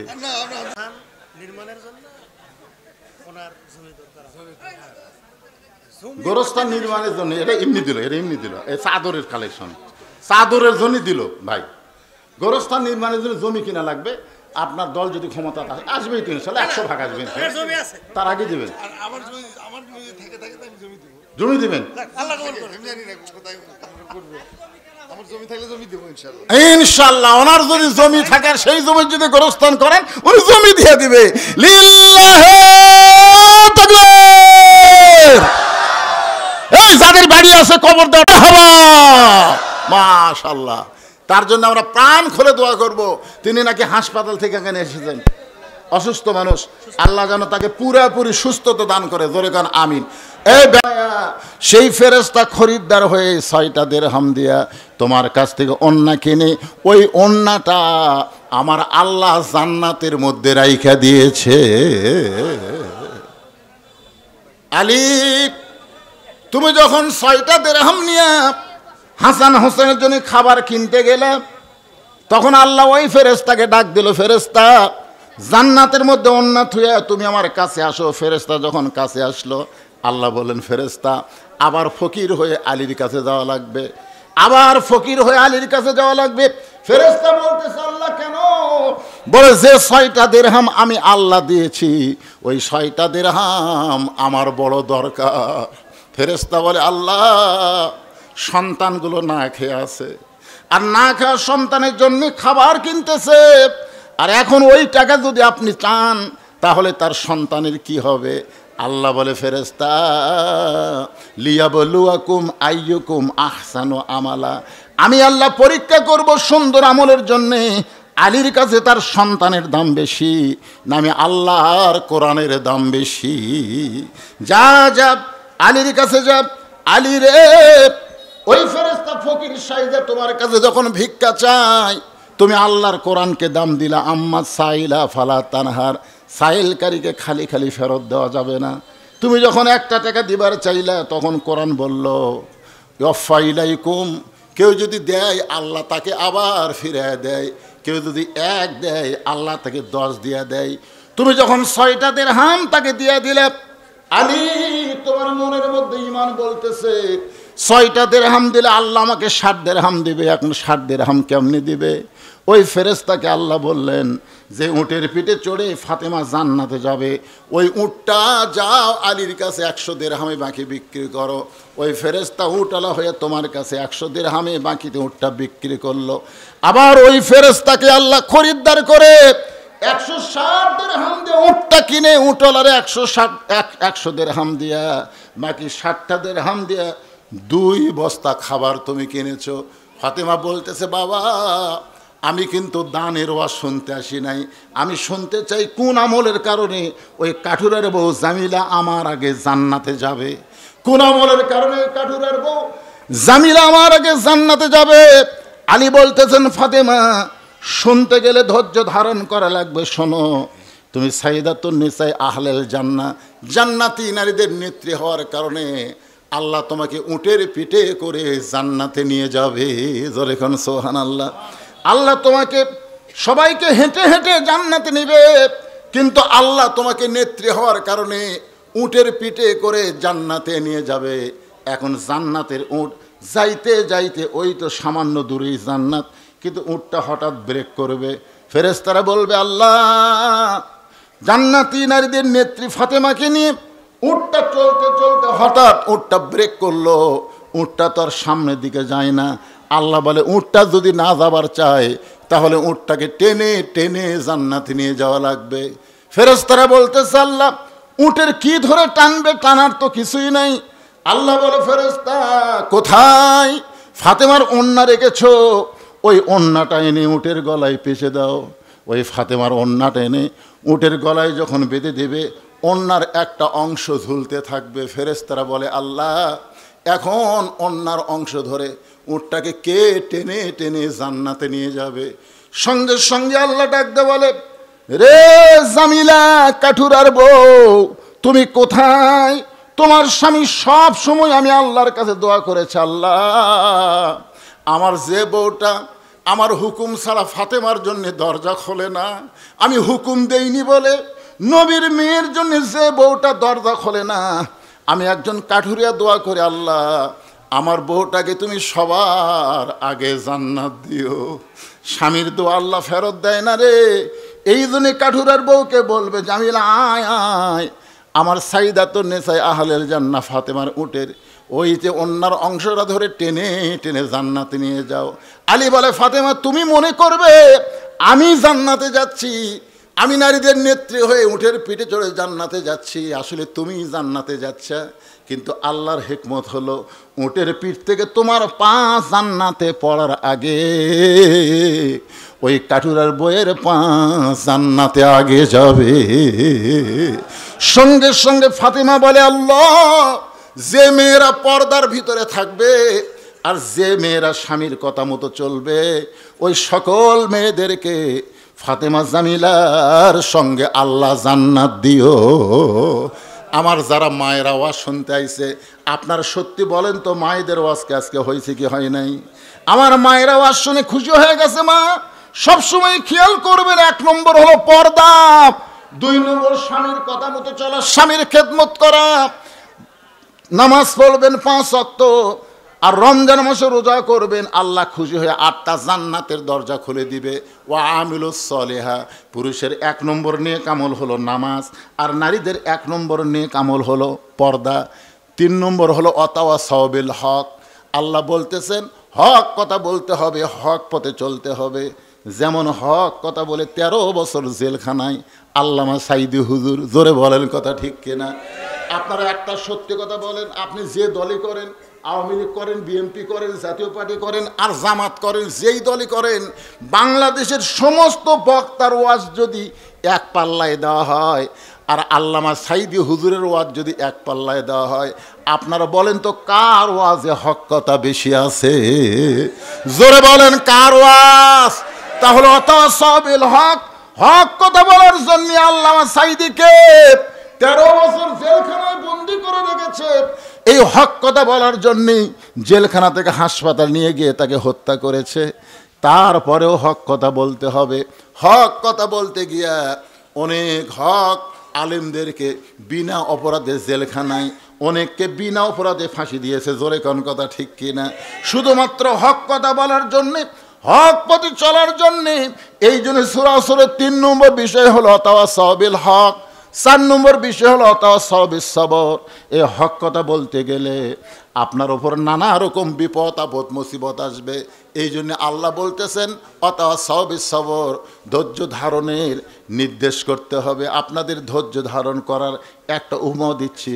আপনারা বলেন তো, যে মায়ের কোনো দিন বাচ্চা হয় নাই, বিয়া হয়েছে, এবার প্রথম বাচ্চা হবে, তাহলে প্রসব বেদনাকে আগে বুঝিছে? আগে বোঝে না, এইবারে নতুন বুঝতেছে। এখন প্রসব বেদনা কেমন, কি বলবো প্রসবের কথা, মা বিনে সেই ব্যথা কেউ তো বুঝিবে না। মাজন ঠেকিয়া সন্তানের দায়, অকালে মা মারা যায়, কেন সে মায়ের ভক্তি করো না। এমন দরদি ভবে কেউ হবে না আমার মা গো। যেই প্রসব বেদনা উঠেছে তখন মা চিল্লে বলতেছে, মরে যাবো, বিষ খাবো, গলার দড়ি দিব, এই জীবন আর রাখবো না। মানে প্রথম, যে বুঝতেছেন না, জীবনের প্রথম কি বলতেছে তা ঠিক নাই। দাদি নানি হাসতে হাসতে দৌড়ে গিয়ে ধাক্কায় ঘরের মধ্যে তুলিছে। এই কি, কিসের গলার দড়ি দেওয়া রে, কিসের বিষ খাওয়া, কিসের মরারে? মায়ের পায়ের তলে সন্তানের জান্নাত। একটু কষ্ট যদি সহ্য না করিস, বাপের পায়ের তলে তো সন্তানের জান্নাত না, জান্নাত হলো মায়ের পায়ের তলে। জোরে কর কথা, ঠিক কিনা? চ ঘরে বসো। জোর করে বিছানা শোয়াই দিয়া ঠান্ডা পানির মধ্যে নরম কাপড় চুবড়াইয়া কপালে দিয়া বলে তাওয়াসাউ বিস সবর, ধৈর্য ধর, ধৈর্য ধর, মা হবি। যখন করে ওঠে, কে এই রাস্তার ধারত বাড়ি রে, তুই যে হারে চিল্লাচিল্লি করতেছিস, রাস্তা দিয়ে মানুষ যাচ্ছে আর করছে, ওই বাড়ির এক মেয়ে মানুষের বাচ্চা হচ্ছে, গোটা পাড়া জানলো রে, গোটা পাড়া জানলো রে। ধৈর্য ধর, ধৈর্য ধর। উনি তখন দাঁতের উপর দাঁত দে, দাঁতের উপর দাঁত দে ই করতেছে। এদিকে দাদি আর নানি ধাইমাক বলতেছে, মার টান, মার টান, মার টান, বুঝতেছেন না? যেই টান মারছে এত ব্যথা হয়েছে, ব্যথার চোটে মা বেহুশ হয়ে গেছে। মা বেহুশ হয়ে পড়ে আছে। সন্তানকে গোসল করানোর পরে ওই মায়ের বুকের উপর যখন সন্তান রাখা দিছে, সঙ্গে সঙ্গে মা হুঁশ ফিরে পাইয়া হাত দিয়া সন্তানকে বুকের উপরে নিয়ে কপালে একটা চুমা খায়। দাদি রানী তিরস্কার করে বলে, এরই জন্যই গলার দড়ি দিবার চাইলি, এরই জন্যে বিষ খাবার চাইলি, এর চুমা খাসকান লাত্তি মারা ফেলা দে, লাত্তি মারা ফেলা দে। মা তখন বলে, দাদি, ও দাদি গো, দাদি গো, সন্তান বুকে আসলে প্রসব ব্যথার কথা আর মনে থাকে না। 15 বছর বাংলার মুসলমান প্রসব বেদনার মতন নানা ধরনের কষ্ট পাইছে যারা প্রকৃত মুসলমান। জোরে কোন কথা, ঠিক কিনা? প্রসব বেদনার পরে যদি সন্তান বুকে পাইয়া মা যদি কষ্ট ভুলে যায়, আমরা এত কষ্টের পরে আগামীতে আমরা যদি আল্লাহর কোরআনের পার্লামেন্ট দেখতে পাই, কোরআন যদি সংসদে যায়, মা সন্তান পাইয়া যেমন প্রসব বেদনা ভুলে যায়, আমরা কোরআনের শাসন পাইলেও তেমন সব ব্যথা ভুলে যাব। জোরে বলেন কথা, ঠিক কিনা? আল কোরআনের আলো ঘরে ঘরে দিয়ে কাম হবে না, বলা লাগবে সংসদে জালো। আল কোরআনের আলো, কোরআন হাদিস যেখানে, দুনিয়ার মুসলমান লিল্লাহে তাকবীর। মানুষের সংবিধান দিয়ে মুসলমান ইমান রক্ষা করতে পারবে না। মুসলমানের ইমান আমল রক্ষা করতে গেলে আল্লাহর কোরআনের সংবিধান লাগবে। জোরে কোন কথা, ঠিক? আপনি বললেও ঠিক, না বললেও ঠিক। আমরা যদি কোরআনের শাসন না চাই, আমরা না চাইলেও একদিন বাংলার জমিনে কোরআনের শাসন চালু হবেই, হবেই। যদি আপনি নাও চান তাও হবে, আমিও যদি না চাই তাও হবে। হবে কি হবে না ভাইজান? আমার সম্মানিতা মা বোনেরা, পর্দার অন্তরালে যেনারা বসেছেন, আমি শুনেছি আপনাদের চাইতেও মায়েদের সঙ্গে আরও অনেক বেশি। ওদের আরও জায়গাই হচ্ছে না, 2টা প্যান্ডেল করছে তাও জায়গা হচ্ছে না। আমার সম্মানিতা মা বোনদেরকেও অন্তরের অন্তঃস্থল থেকে শুভেচ্ছা জ্ঞাপন করে, অনেক বছর পরে আপনাদের এলাকায় এসে আমি জিজ্ঞাসা করতেছি, আপনারা সকলে কেমন আছেন? আলহামদুলিল্লাহি রব্বিল আলামিন। যে আল্লাহ শারীরিক সুস্থতা, মানসিক প্রশান্তি দান করে আজকের এই জান্নাতের বাগানে কবুল করলেন, আমরা সে আল্লাহর ওপরে খুশি না বেজার? তাহলে জবান খুলে সমস্বরে সকলে বলবো রব্বানা লাকাল হাম হামদান কাসীরান তাইয়িবান মুবারাকান ফিহি। আমরা প্রশংসা করলাম কার? কেন করলাম? এমনি এমনি? আল্লাহর প্রশংসা করার বহু কারণ। তার মধ্যে এক নম্বর কারণ হলো আল্লাহ আমাদেরকে রুহের জগতে, এই দুনিয়াতে আসার আগে আমরা আর একটা জগতে ছিলাম, সেই জগতের নাম হলো রুহের জগৎ। সেই রুহের জগতে আল্লাহ আমাদের রুহগুলোকে এত ভালোবেসেছেন, যার ফলশ্রুতিতে আল্লাহ দুনিয়াতে আমাদেরকে মুসলমানের ঘরে কবুল করেছেন।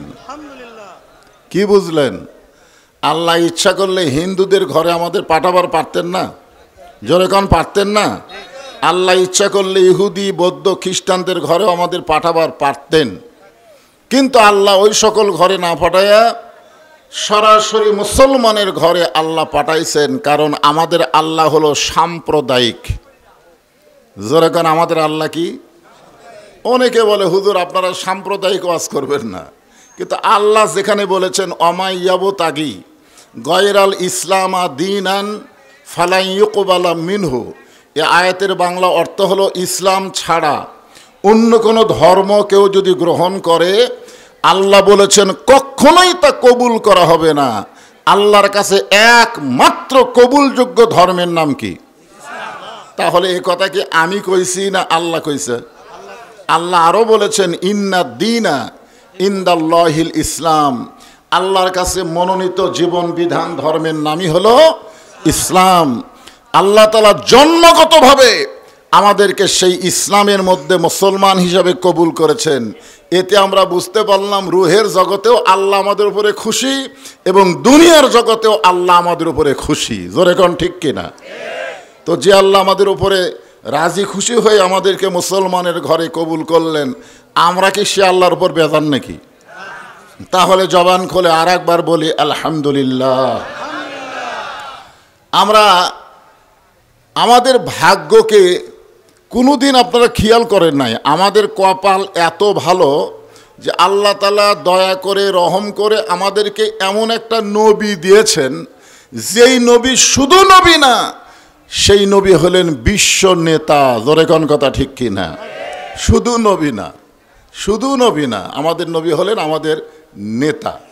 এই যে আমরা দরুদে পড়ি আল্লাহুম্মা সাল্লি আলা সাইয়্যিদিনা মুহাম্মদ, মানে সেই নেতার প্রতি আমরা দরুদ পড়তেছি, যেনার সম্পর্কে আল্লাহ তাআলা কোরআনে বলেছেন লাকাদ কানা লাকুম ফি রাসূলিল্লাহি উসওয়াতুন হাসানা। এমন একজন নেতা যে আল্লাহ তাআলা লাইলাতুল মেরাজে তাকে জান্নাত দেখার তৌফিক দিয়েছিলেন। আমাদের নবী কিন্তু জান্নাত দেখেছেন, দেখার তৌফিক কে দিয়েছেন? আল্লাহ দিয়েছেন। নবী যখন জান্নাতের মধ্যে প্রবেশ করলেন, ওই সময় নবীর সঙ্গে একজন ফেরেশতা ছিল, ফেরেশতার নাম হলো জিবরাইল। নবীর সঙ্গে কয়জন ফেরেশতা ছিল? আর আমরা যারা এখানে বসে আছি আমাদের সাথে কয়জন আছে? আমাদের সকলের সাথে দুইজন আছে না নাই? আপনি যখন ঘুমান তখন থাকে, আপনি যখন মোবাইলে খারাপ ভিডিও দেখেন তখন থাকে না? তখন থাকে? ও, সবসময় থাকে। মাশাআল্লাহ। যদি আজকে যুবকেরা বিশ্বাস করত কিরামান কাতিবিনা ইয়ালামুনা মা তাফালুন, তোমার দুই কান্দে দুই মোহরি লিখিতেছেন ডায়েরি, দলিল দেখে রায় দিবে, টাকা পয়সার নাই কারবার। যদি বিশ্বাস করত যে আমি যা কিছু করতেছি দুই কান্দের ফেরেশতা লিখতেছে আর আল্লাহ দেখতেছে, জোরে কোন ঠিক কিনা, তাহলে বাংলাদেশের যুবকের হাতে হাতে মোবাইল থাকলেও কোনো যুবক অশ্লীল কোনো ভিডিও দেখতো না। জোরে কোন কথা ঠিক কিনা? তাহলে আমাদের সবার সঙ্গে দুটা করে ফেরেশতা আছে না নাই? এটা একটা। নবীর কান্দে কোনো ফেরেশতা নাই। কি জন্যে নাই? কারণ নবীর কান্দে চড়ার মতন যোগ্যতা কোনো ফেরেশতার আল্লাহ দেয়নি। সুবহানাল্লাহ, একজন কলো, বাদ বাকি খন না গা। লাইলাতুল মেরাজে যখন জিবরাইল এসে দেখে নবী ঘুম পাড়তেছে, তো বললেন, আল্লাহ যেই নবীকে আপনার আরশে নেওয়ার হুকুম দিলেন সেই নবী ঘুম পাড়তেছে, আমি কি করব? তো আল্লাহ রাসূল তো ঘুমায় আছে, আমি জিবরাইল কি করব? আল্লাহ বললেন ডাক দাও। তো জিবরাইল বললেন কিভাবে ডাক দিব? আল্লাহ বললেন তোমার জিহ্বাটা বের করে নবীর পায়ের তালুতে সুরবুরি দাও, নবী ঘুম থেকে চেতন পাবে। সমস্ত ফেরেশতার সর্দার ফেরেশতা জিবরাইল তার জিহ্বা বের করে নবীর পায়ের তালুতে যদি সুরবুরি দেয়, সেই নবীর কান্দে থাকার যোগ্যতা কোনো ফেরেশতার নাই। জান্নাতের মধ্যে নবীর সঙ্গে একজন ফেরেশতা জিবরাইল বললেন, ইয়া রাসূলুল্লাহ, আপনি যদি চান জান্নাত থেকে আল্লাহ আপনাকে বের করে দিবে না, কারণ আপনি যদি চান, আল্লাহ ঘোষণা করেছেন ফাদখুলুহা খালিদিন, কেউ যদি একবার জান্নাতে প্রবেশ করে আল্লাহ তাকে চিরস্থায়ীভাবে জান্নাত দিয়ে দেয়। আপনি যদি জান্নাত থেকে আর বের না হন, আল্লাহ আপনাকে বের করে দিবে না। সঙ্গে সঙ্গে নবী রাগ করে বললেন, জিবরাইল, যেই কথা একবার বলেছ এ কথা আর দ্বিতীয়বার বলো না, কারণ আমি নবী আমার জন্য নই, আমি নবী হলাম আমার উম্মতের জন্যে। হযরত বেলাল বললেন, ইয়া রাসূলুল্লাহ, আমরা যখন কবরে যাব তখন মুনকির নাকির আমাদেরকে 3টা প্রশ্ন করবে, কিন্তু আপনি যখন কবরে যাবেন আপনাকে কয়টা প্রশ্ন করবে? তো আল্লাহ রাসূল বললেন, বেলাল তোমার কি মনে হয়? বেলাল বলতেছে, হুজুর আমার মনে হয় আপনাকে 2টা প্রশ্ন করবে। তা আল্লাহ রাসূল বললেন, আমাকে কোনটা বাদ দিবে? বলে, আমার নাবিউকা এই প্রশ্ন আপনাকে করবে না, কারণ আপনি নিজেই নবী, তাহলে আপনাকে এই প্রশ্ন কেমনে করবে? আল্লাহ রাসূল বললেন, বেলাল, মানুষ যখন মৃত্যুবরণ করে কবরে যাবে, সে যদি মুসলমান হয় তাকে ফেরেশতারা 3টা প্রশ্ন করবে, কিন্তু আমি নবীর যদি মৃত্যুই না হয় তাহলে আমাকে প্রশ্ন করবে কেমনে? এখান থেকে আমরা বুঝতে পারলাম আমাদের নবী কোনো মরা নবী না, আমাদের নবী হলেন জিন্দা নবী। জোরে বলেন কথা ঠিক কিনা? আল্লাহ রাসূল বললেন, জিবরাইল, আল্লাহ যদি আমাকে জান্নাতে থাকার জন্য ঢুকতে বলতেন আমি ঢুকতামই না। আমাকে আল্লাহ শুধু জান্নাত দেখার জন্য ঢুকতে বলেছেন, আমি নিজের জন্য না, আমার উম্মতের জন্য আল্লাহ কেমন জান্নাত বানাইছে সেই জান্নাত দেখার জন্য শুধু প্রবেশ করেছি। আমি সেই দিন জান্নাতে থাকার জন্য প্রবেশ করব যেদিন আল্লাহ আমার সমস্ত গুনাহগার উম্মাতিনীকে জান্নাত দিয়ে দিবে। চিন্তা করে দেখেন কেমন নেতা, যেই নেতা জান্নাতের মধ্যে যাও আমাদের কথা বলে নাই, আর এখনকার নেতাকে ভোট দিয়ে এমপি বানাই দিলে ওই সংসদে যায় আর আমাদের কথা মনে থাকে না। জোরে কোন কথা ঠিক কিনা?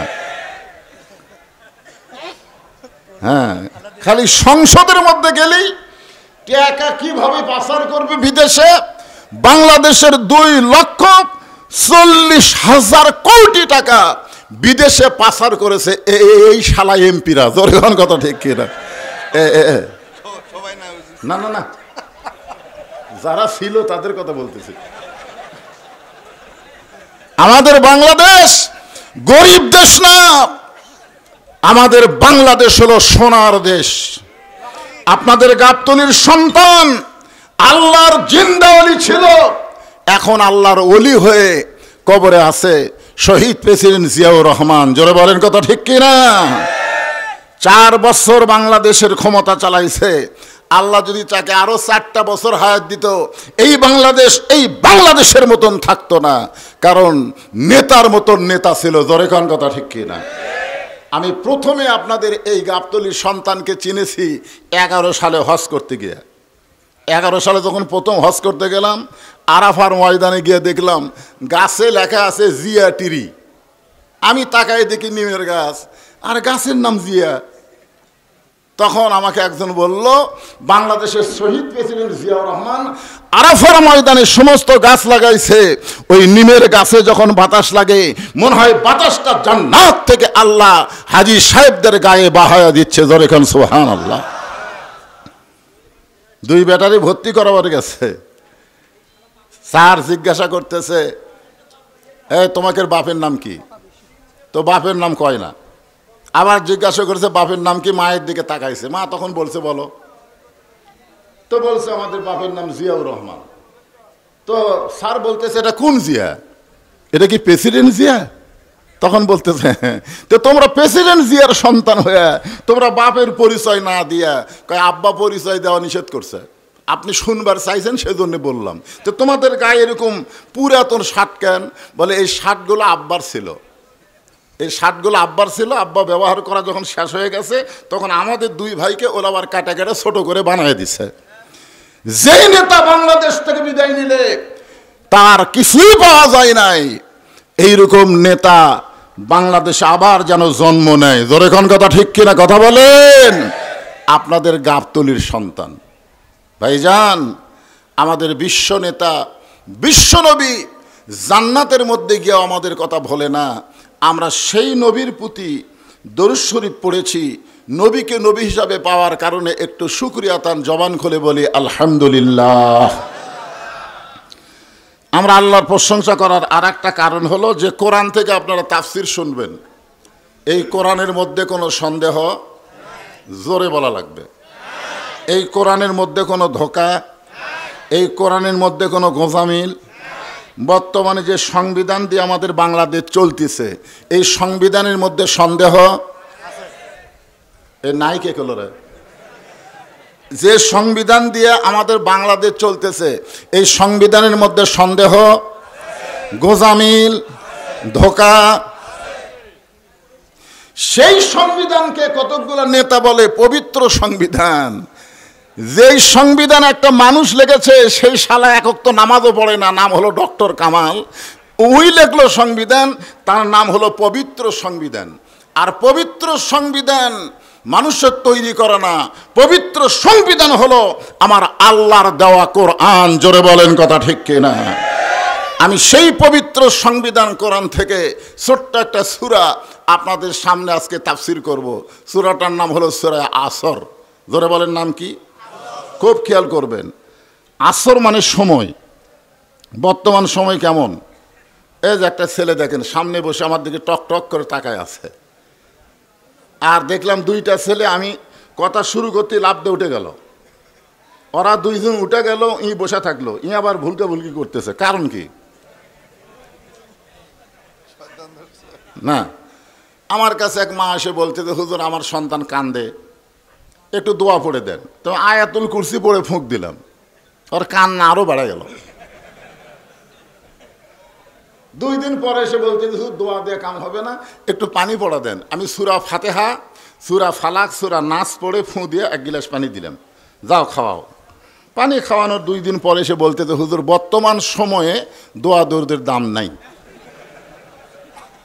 আপনার ফুঁ দিয়েও কান্না থামেনি, দোয়া দিয়েও কান্না থামেনি। আমার মনটা খুবই খারাপ হলো। আল্লাহ কিন্তু সময়ের শপথ করলেন, ওয়াল আসর মানে সময়ের শপথ। আমি চিন্তা করলাম কি সময়, যেই সময় দোয়া দরুদ দেওয়া সন্তানের কান্না থামে না। কয়েক মাস পরে ওই মেয়েটার সঙ্গে আমার দেখা হয়ে বললাম, মা তোমার সন্তান কি আগের মতোই কান্দে? না হুজুর আর কান্দে না। তাই বলে কোন দোয়া দিয়ে কান্না থামলো? কয় না, যখনই কান্দে মোবাইল চালু করে দেই। আমার সন্তান মোবাইল ছাড়া ভাতও খায় না, মোবাইল চালু না করলে কান্নাও থামে না। আমি তখন বললাম, মা তুমি সত্যি করে বলো তো তোমার এই সন্তান কি নরমালে হচ্ছে না সিজার করে হচ্ছে? সত্যি করে কও। তখন বলতে যে হুজুর এটা কেন শুনতেছেন? আমি বললাম আমার শোনা দরকার, কারণ বক্তা মানুষ তো একটু শোনা দরকার, কারণ বাস্তব কিছু ওয়াজ কোরআনের সঙ্গে না মিলাইয়ে করলে মানুষকে বোঝানো যাবে না। জোরে কোন কথা ঠিক কি না? তখন বলল হুজুর সিজার কর। আমি বললাম এই জন্যই তোমার সন্তান এরকম হয়েছে, কারণ নরমালের সন্তান হলে সন্তান বেয়াদব হবে না, আর সিজার করে সন্তান যারা তারা অস্থির হবে, তারা স্থির থাকবে না।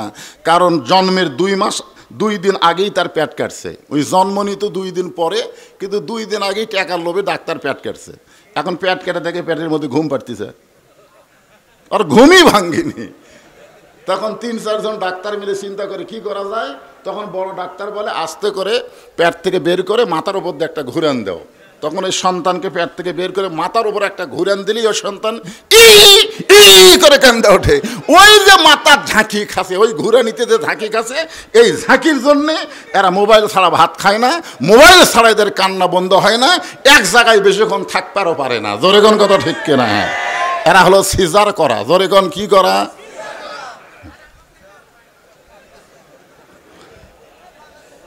আল্লাহ তাআলা সময়ের শপথ করে বললেন ওয়াল আসর, সময়ের শপথ। সময় অত্যন্ত গুরুত্বপূর্ণ একটা বিষয়। 15 বছর হাসিনার সময় ছিল। জোরে কোন কথা ঠিক কিনা? এখন হলো ডক্টর ইউনূসের সময়। তারপরে আবার আসবে আর একটা দলের সময়। এই জন্যে দেখেন সময় কি জিনিস। আব্দুল আলীম প্রথম যখন এই গানটা গাইছিল, সময়ের গান, তখন আমি বুঝবার পারিনি, ছোট ছিলাম তো। কিন্তু এই বুড়া বয়সে এসে বুঝতেছি, আমার ভাইও বুঝবে। মিশে মায়ায় বন্দি থাইকা করলাম কত খেলা, পশ্চিমে তাকায়া দেখো তোমার ডুইবা গেছে বেলা। দেখছেন, আসরের নামাজের পর থেকে মাগরিবের নামাজ পর্যন্ত যে বেলাটা থাকে, কত সময়? সূরাটার নাম কি? আসর। তাহলে আসর নামে একটা নামাজও আছে, আছে না নাই? আসরের নামাজের পরে মাগরিব পর্যন্ত সূর্যের পাওয়ার কম না বেশি? এত পাওয়ার কম, আস্তে আস্তে ডুবে যাচ্ছে। আমরা যারা এখানে বসেছি, অনেকের জীবনের আসরের সময় এসে গেছে, মাগরিব হতে আর দেরি নাই, অল্প সময়ের মধ্যে তার হায়াতের সূর্য ডুবে যাবে। জোরে কোন কথা ঠিক কিনা?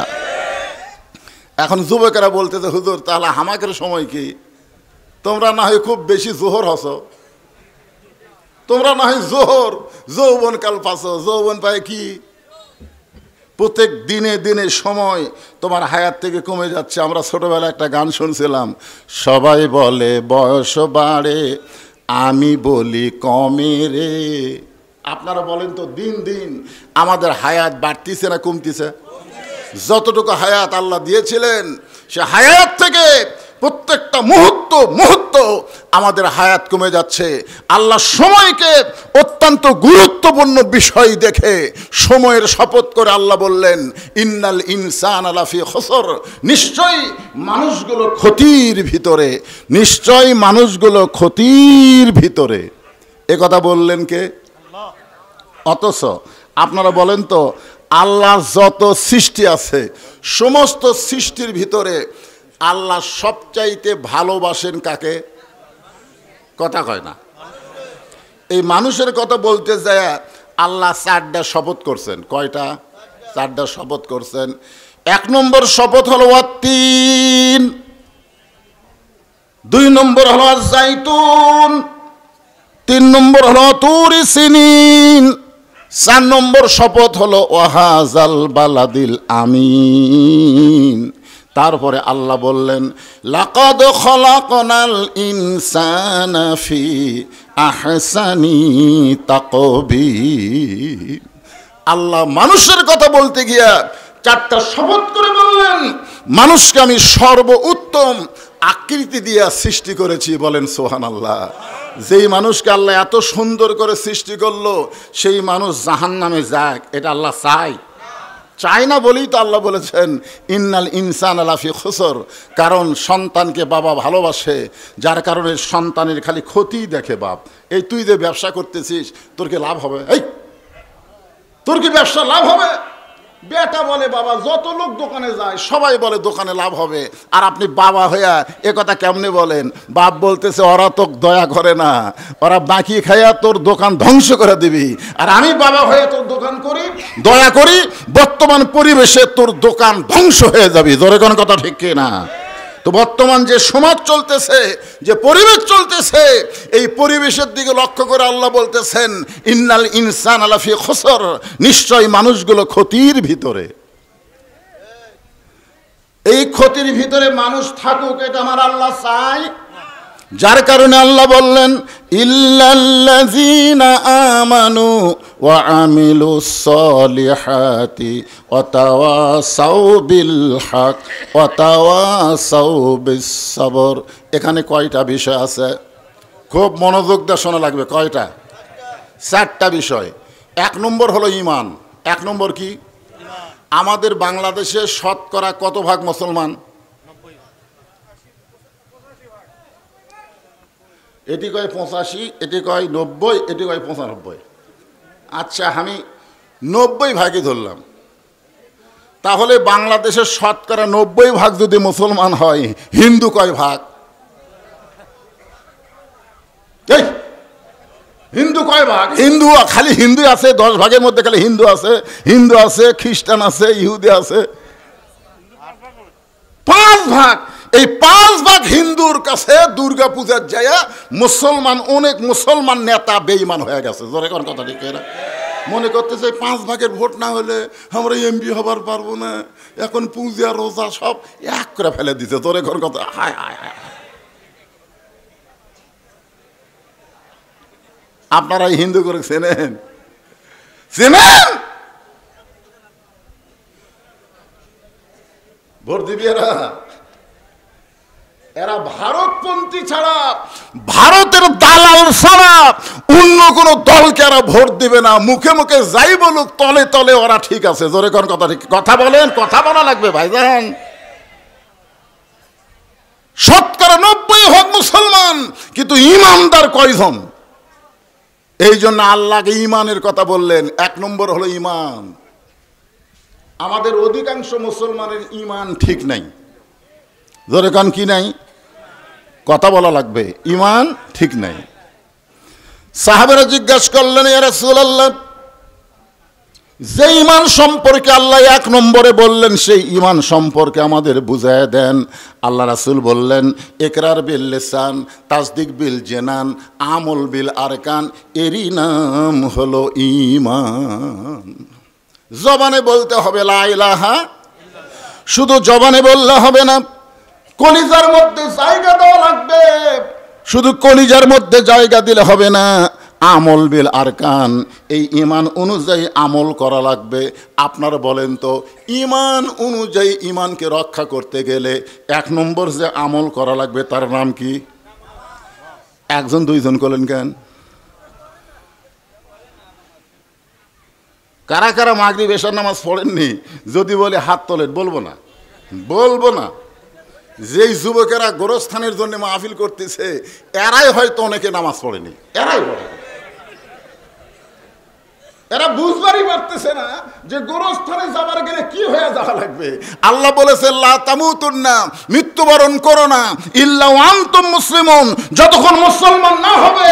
মুসলমান না হয়ে কবরত গেলে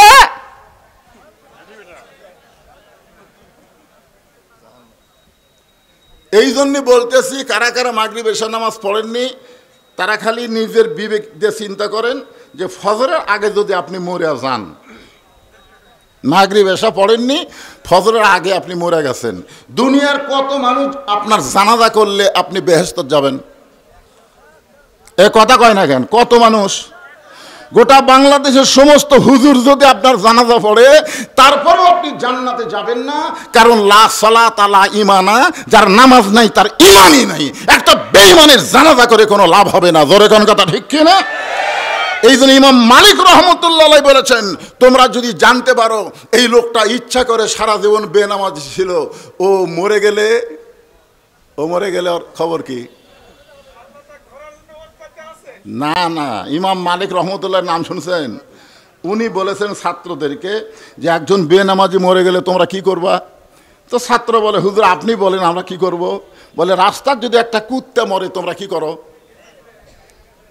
তখন বলে, রাস্তায় যদি কুকুর মরা যায় তো কুকুর পচা দুর্গন্ধ হবে। এই জন্যে রাস্তা দিয়ে যারা যায় তারা চিন্তা করে এই কুকুর পচার আগেই এর পাঁও দড়ি লেগে টাইনা লিয়ে যায় একটা ওয়া জাগাত পুঁতে থো। জোরে কোন কথা ঠিক কিনা?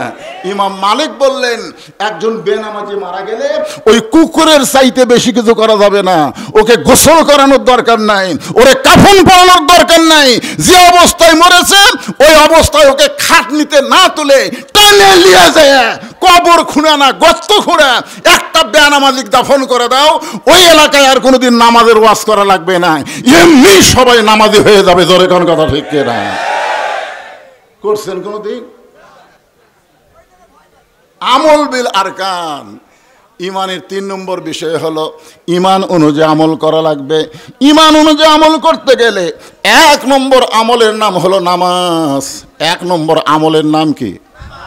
এখন এই নামাজ, আমার লালু ভাই বলল বেনামাজিকে ভোট দেবেন না, নামাজিকে ভোট দেবেন। কথাটা আমার খুবই ভালো লাগলো। আজ পর্যন্ত বাংলাদেশে এত জায়গায় ওয়াজ করলাম, কিন্তু কোন নেতা নামাজিকে ভোট দিও বেনামাজিক দিও না এই কথা আজকেই প্রথম আমার লালু ভাই বলছে। এই যে মিডিয়া আছে, সব মিডিয়াত কিন্তু রেকর্ড হচ্ছে। আমার ওয়াজ কিন্তু খালি এটকের ওয়াজ এটি থাকবি না, গোটা বিশ্ব ছাড়াই যাবি। ধরে কোন কথা ঠিক কথা বলেন। এই জন্য লালু ভাইয়ের জন্য প্রাণ খুলে দোয়া হবে ইনশাআল্লাহ। উনি অবশ্য একটা কথা বলেছেন যে আমাদের দলের নেতারা বেনামাজি নাই।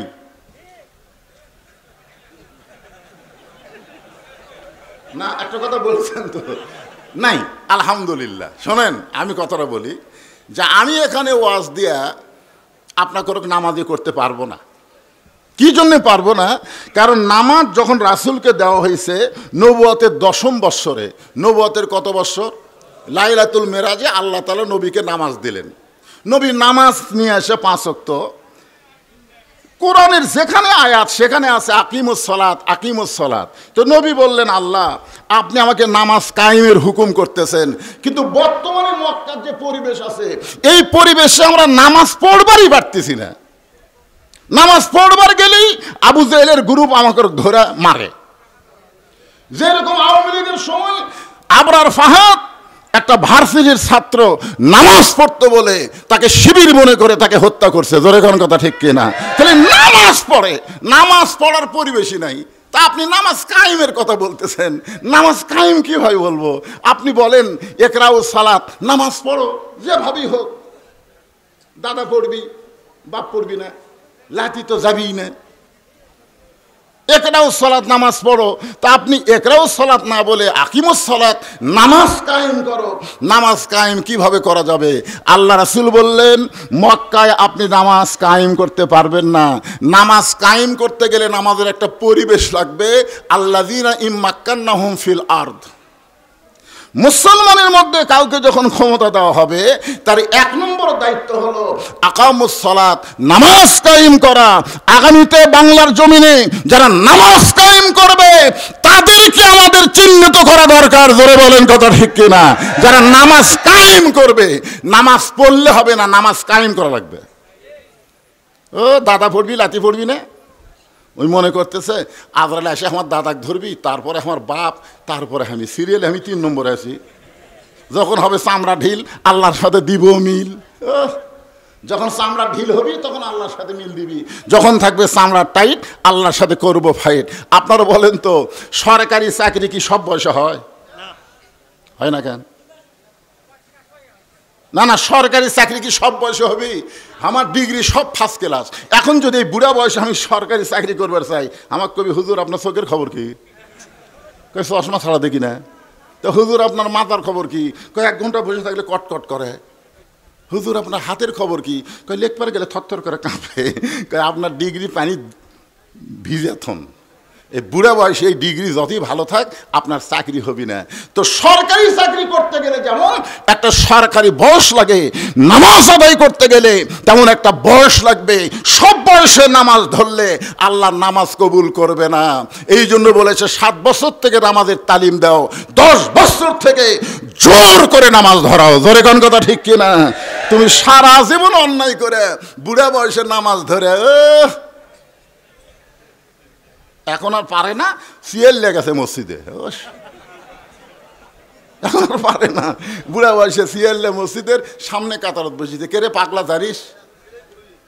এই জানিস জামাতে নামাজ পড়ার 1 নম্বর শর্ত হলো কাতার সোজা করা, আর কাতার সোজা করার শর্ত হলো পায়ের গোড়ালির সঙ্গে গোড়ালি মিল করা। জোরে কর কথা ঠিক কিনা?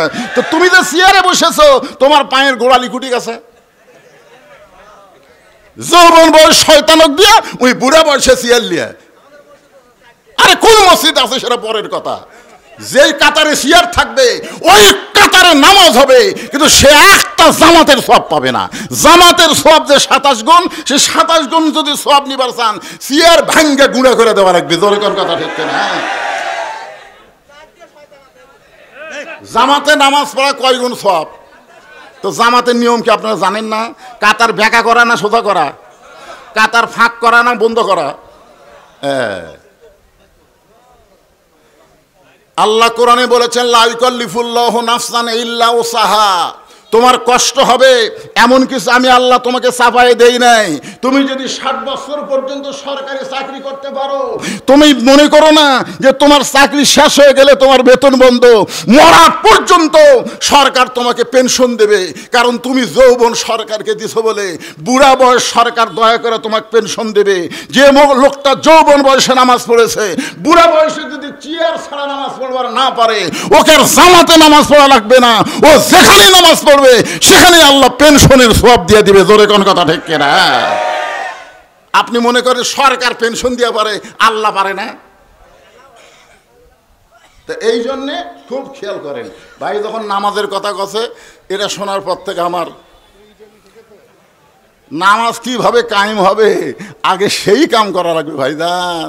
খালি নেতা নামাজ পড়লে হবে না রে, নামাজ কায়েমের বিল উত্থাপন করা লাগবে। জোরে কোন কথা ঠিক কিনা? নামাজ না পড়লে খালি পাশার কাপড় তুলে 5টা করে বাড়ি, প্রতি ওয়াক্তে করে যদি 5টা করে বাড়ি বসায়, আজান দিলে বাইরে ঘুরবি। এই জন্য আল্লাহ রাসূল বললেন, আমল বিল আরকান। ইমানের তৃতীয় ব্যাখ্যা হলো ইমান অনুযায়ী আমল করতে হবে। সূরা আসরে বলা হচ্ছে ওয়া আমিলুস সলিহা, নেক আমল করা লাগবে।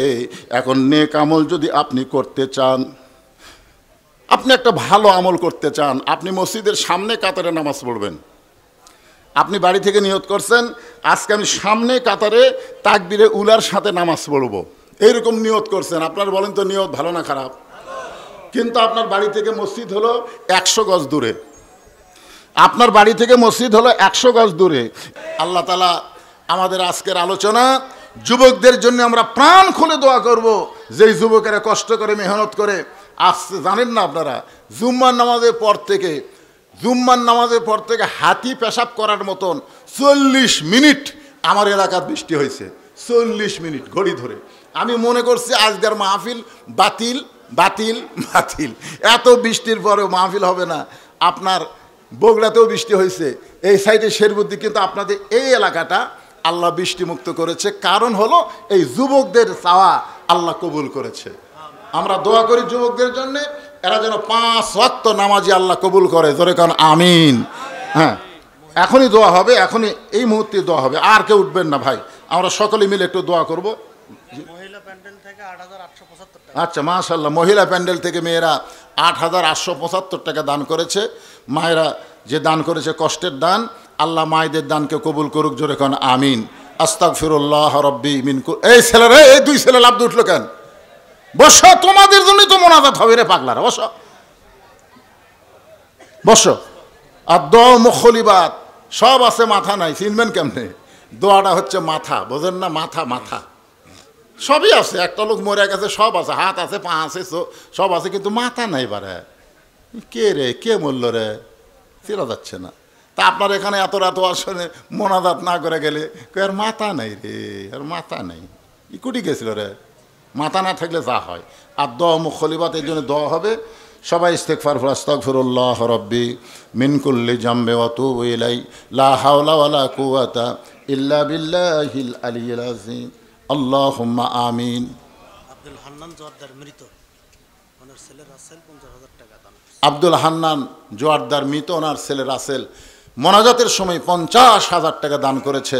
আল্লাহ তার দানকে কবুল করে তার বাবার কবরকে জান্নাতের টুকরা বানিয়ে দিন। আল্লাহ আল্লাহ কঠিন গরমের ভিতরে তোমার পাগল বান্দাবান্দিরা, এখন প্রায় রাত 12:30 বাজতেছে, এই দীর্ঘ সময় পর্যন্ত জান্নাতের বাগানে বসে বসে কোরআন হাদিসের আলোচনা শোনার শেষে আমি গুনাহগারের সঙ্গে রহমতের দরজায় ফকির হয়ে দোকানে হাত তুলেছি। আল্লাহ মেহেরবানি করে আজকের মাহফিল আমাদের সকলের হেদায়েতের জন্যে, নাজাতের জন্যে, জান্নাতের জন্যে আল্লাহ কবুল করে নাও।